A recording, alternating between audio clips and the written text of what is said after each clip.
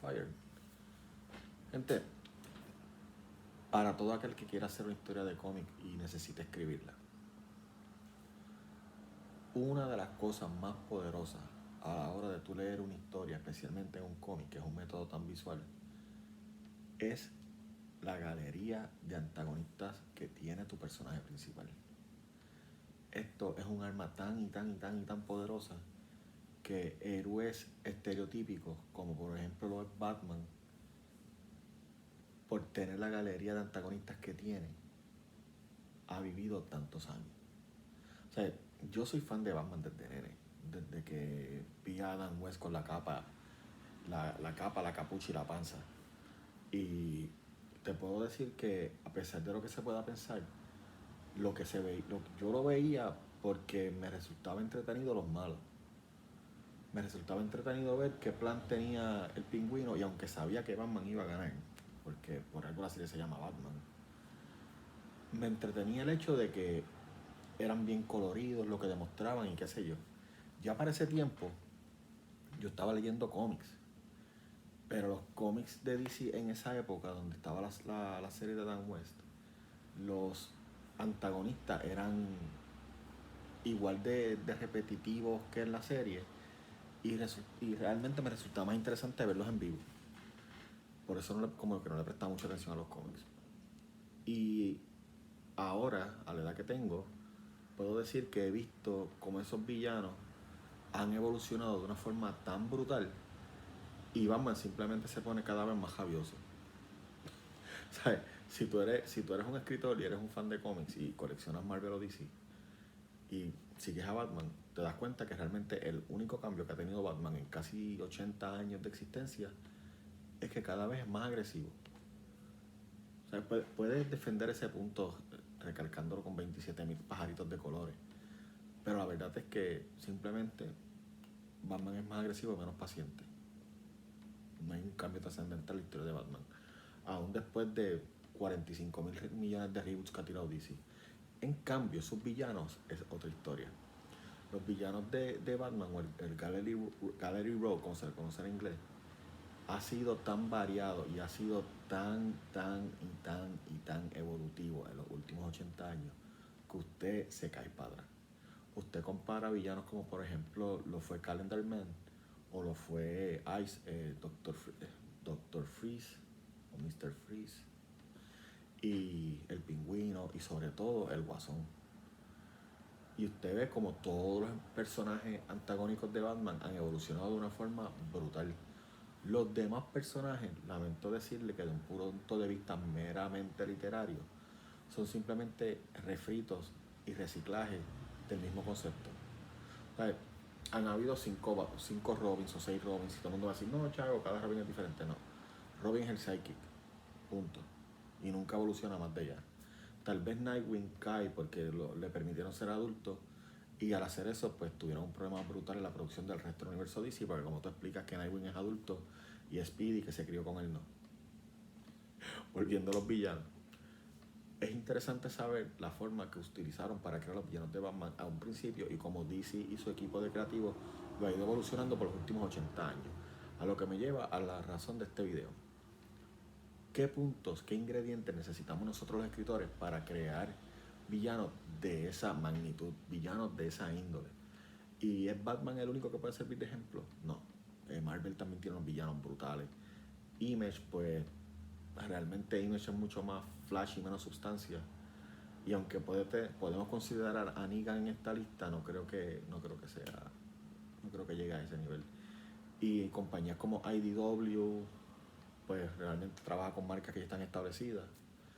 Pero a lo que vamos, ¿qué ingredientes como escritor debes tener a la hora de crear tu antagonista, tu villano? Lo primero y lo más básico es que por amor a Dios, por amor a la verdad, nunca hagas un villano que sea exactamente igual a tu protagonista. ¿Qué quiero decir con esto? Mira, mucho escritor, y esto es un error que cometen y tú los identificas así, mucho escritor lo que hace es que hace una versión negra de su personaje principal. Ya. Exactamente el mismo, pero con ropa oscura. Y eso tú lo ves reflejado en 1 millón de cómics, no tan solo en cómics locales. ¿Cómo arreglar esto? Pues mira, cuando tú sigues el análisis literario de tu cómic, que se supone que lo hayas creado a la hora de escribir la historia, tú vas a reconocer valores en el protagonista, ¿verdad? Estos valores que tú reconoces en el protagonista tienen una antítesis o antivalores. Por ejemplo, si el héroe es veraz, o sea, siempre dice la verdad, el antagonista tiene que ser un mentiroso empedernido. Si el héroe, por ejemplo, es bien leal, el antagonista tiene que ser el tipo más desleal de la historia, un traidor. Entonces, al tú crear esta antítesis entre el protagonista y el antagonista, vas a tener una relación creada desde el saque sin ni siquiera escribir una oración.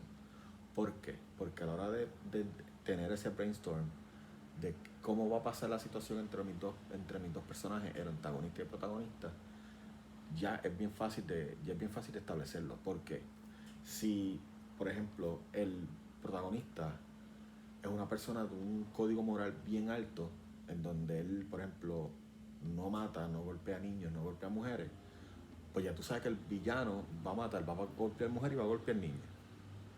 Es así. Eso sale una de la otra.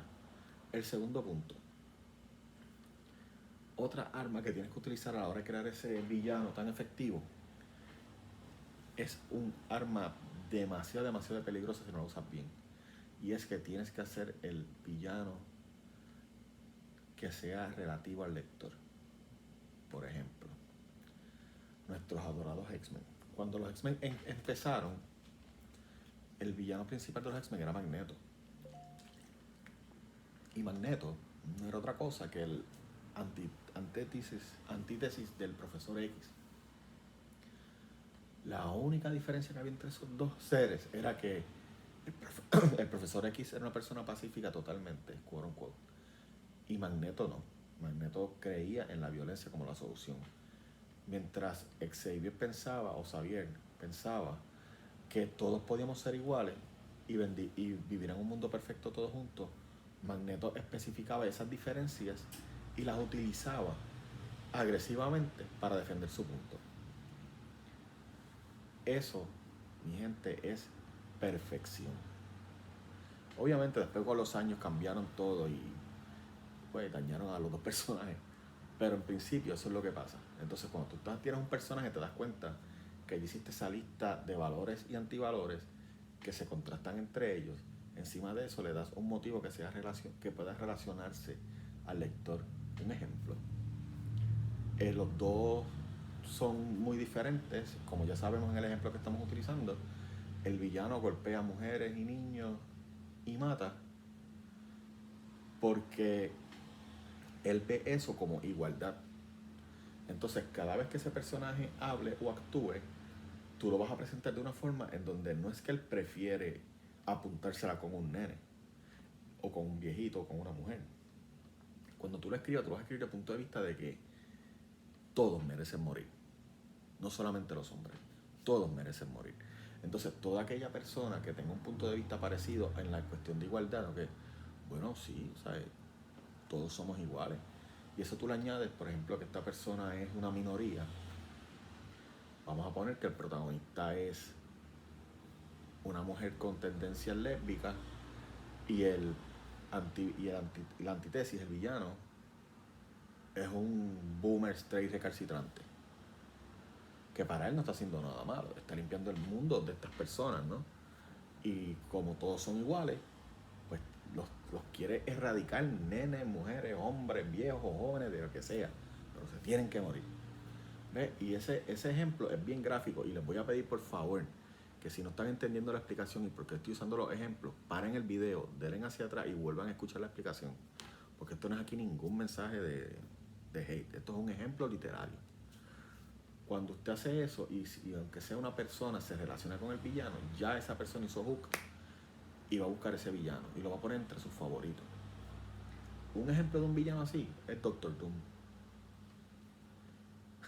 Nada más con el testigo.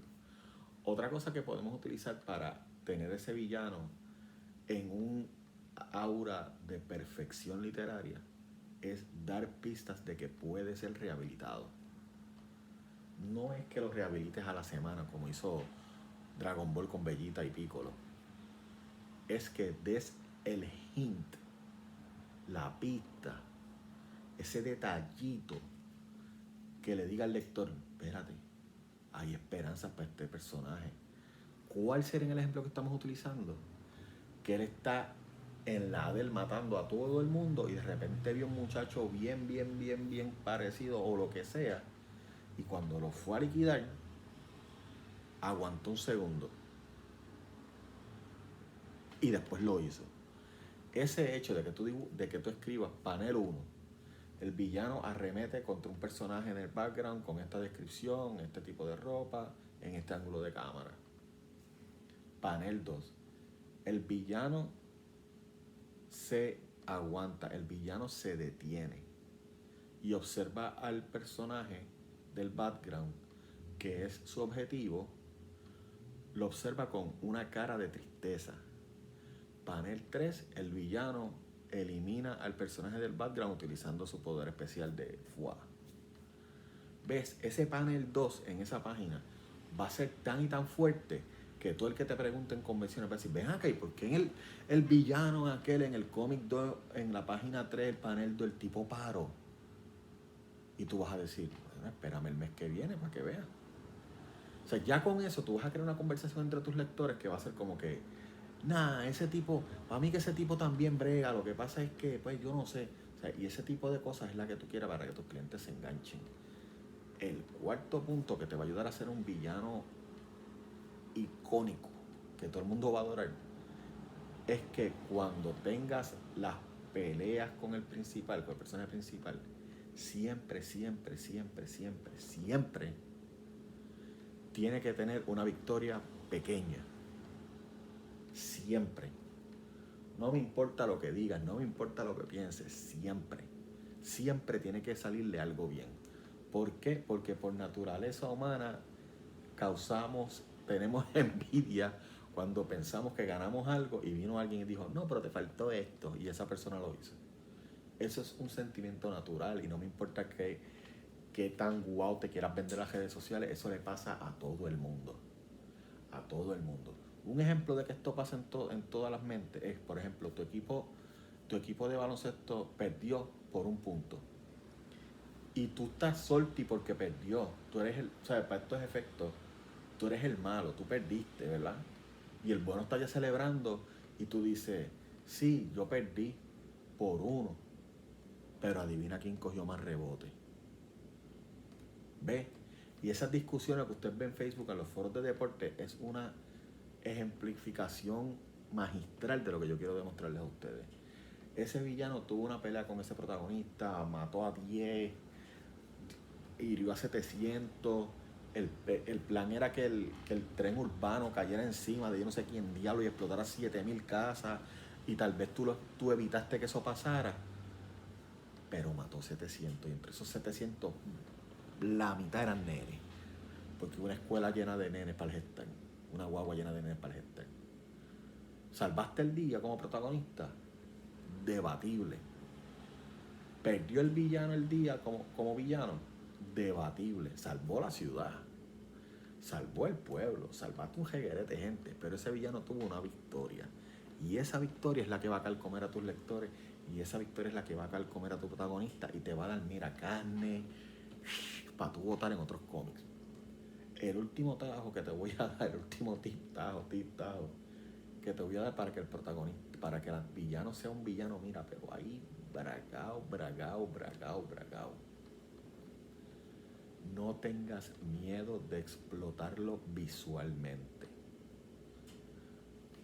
Te voy a explicar esa con mucho detalle. Tu antagonista principal debe tener una presencia importante en tu historia. Me explico. No es que aparezca en todos los cómics, no se trata de eso. Se trata de que cuando el villano no está presente en el cómic, que tú no lo mandaste a dibujar, haya algo en ese cómic que les recuerde al protagonista, fulano anda suelto. Por ejemplo, en el cómic 3, después de todo lo que hiciste, después de todo lo que pasó y te expliqué, ¿no? Del ejemplo que dimos, En el cómic 3, el protagonista está como que hablando con su mentor de que pudo haber hecho más para salvar a esa gente. Y el mentor está tratando de explicarle que él salvó mucha gente y que pues son pérdidas colaterales lo que causa una pelea entre los dos. ¿Y sabes por qué se causa esa pelea? Porque el aura del villano en ese momento está presente por la boca del mentor. Observa esto. Protagonista y mentor están teniendo una discusión. El mentor dice, bueno, son pérdidas colaterales, duelen, pero son preferibles a fallar. Era preferible que murieran 500 personas que murieran 500.000. Y el héroe dice, pero no, yo los quería salvar a todos. Entonces el mentor toma un papel en el que dice, ser realista, 500 versus 500.000 es un número aceptable.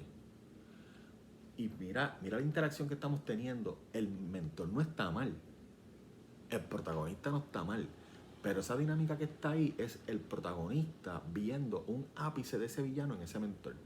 ¿Eso convierte al mentor en un personaje antagónico o malo? No, porque le está diciendo una verdad y está diciéndole al héroe lo que necesita. Guía, le está dando guía. Pero el protagonista, que aún no está tan maduro en tu historia, reconoce y ve señales del villano en ese mentor. Tal vez el villano no apareció en el cómic 3, pero está presente su influencia y su forma de pensar en el cómic. Cuando tú logres hacer eso con tu villano, ya está establecido.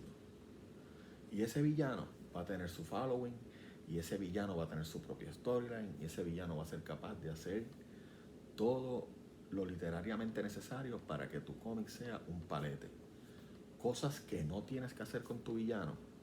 Y esto te lo digo y te lo suplico, por favor. Para que ese cómic suba de calidad literaria, evita hacer estas cosas con tu villano. La primera, omnipotencia. Tu villano tiene que perder. No tiene que perder garrafalmente, no tiene que perder en todos los cómics, no tiene que perder siempre, como ya te mencioné. Siempre tiene que tener victorias pequeñas. Si tú haces que tu villano sea omnipotente, que siempre esté ganando, o sea, unas victorias grandes, victorias que siempre esté humillando al héroe, al menos que tu historia no lleve un punto donde tú quieres presentar un underdog, no lo hagas, porque un villano omnipotente mata la historia. No hay forma de que una persona o un personaje en su sano juicio quiera seguir una pelea que sabe que va a perder siempre. Punto. O sea, eventualmente va a llegar eso y vas a tener el cómic más aburrido del mundo. La otra cosa, y esto te lo pido por favor, todos los villanos no tienen que corresponder al estereotipo del villano que te gustó. Estamos cansados de ver clones del Joker, estamos cansados de ver clones de Magneto, estamos cansados de ver clones de Doctor Doom, y me lo puedes justificar cambiándole el color de la piel, cambiándole el color de la armadura, cambiándole lo que sea, pero se respira que te estás copiando de ese villano. Utiliza los pasos anteriores para que crees tu propio villano. Otra cosa que no tienes que hacer con el villano, y te lo pido encarecidamente, no siempre tiene que verse como un demonio. Los mejores villanos son los que tú miras y tú dices, diablo, ese es el malo. Lex Luthor, Magneto, el General Ross. ¿Viste lo que te estoy mencionando ahí? Personas que de hecho tú pudieras hasta admirar si fueran reales, pero en la realidad son villanos. A eso me refiero. Cuando creas un villano no necesariamente tiene que ser un tipo con cuernos, sádico. O sea, vamos a variar un poquito. Otra cosa que no tienes que por favor debes evitar hacer con tu villano para matar tu historia y tu villano es, y sé que vas a gritar porque lo hacen y lo hemos hecho porque yo me incluyo, pero hay que parar esa práctica. Las clichés. No queremos que el villano diga buajajaja. No queremos que el villano se pare así en una pose tipo Magneto todo el tiempo. No queremos que el villano tenga un plan macabro para terminar el mundo. Queremos que el villano sea simplemente un villano antagónico. No tiene que ser... Tú no estás fijado que en las escenas locales, en todas las que tengas acceso, los villanos por alguna razón quieren destruir el mundo. Que si el villano lo que quiere es conquistar un barrio. Y se conforma con eso y ya. sea, y eso es suficiente para que tú tengas una historia. Porque tienes que exagerar y el mundo. O sea, eso está bien para Doctor Doom porque el tipo gobierna un país y está directamente contra los Cuatro Fantásticos y es un doctor, caramba. O sea, el tipo, o Lex Luthor, que es un accionista, un inversionista, un inventor, un magnate. ¿Tú me entiendes? Pero, por ejemplo, ¿qué no tiene que ver Sabretooth con conquistar el mundo? ¿Qué tiene que ver el Guasón con conquistar el mundo? Nada. O sea, el villano no tiene que estar allá arriba trepado, con que sea antagonista me basta. No exageres la nota, eso daña la historia. Y por último, no lo hagas bueno. Paren eso ya. Los villanos son villanos y por alguna razón tienen una meta a realizar que si cumplen esa meta, el protagonista y el resto del mundo va a sufrir eternamente. Si tú le das la victoria a Magneto de que los mutantes son superiores y los mutantes merecen estar aparte, si tú le das eso, le quitas a todos los demás la democracia y la autodecisión. O sea, usa el cerebro, mano. Deja esa freaking costumbre de que el malo tiene que convertirse bueno al final del storyline. Funcionó con Bellita, fine, cool. Funciona con todos los de Shonen Jump manga, porque si no te has dado cuenta, todos los villanos en Shonen Jump en algún momento se convierten en buenos. Todos. Y si no, dejan de aparecer. Chicos, deja ya de ser que es malo, manténlo así en tu historia para que el lector vea y gráficamente tenga una identificación de bien contra mal y sepa a quién de los dos apoyar y leer tu cómic. Y esto no te lo digo porque me creo que sepa más que tú. Te lo digo porque son cosas que he aprendido a cantazo y quiero compartir mis experiencias para aprender los unos de los otros y en un futuro no muy lejano cambiar toda mi colección por cosas de Hispanoamérica. Los llevo.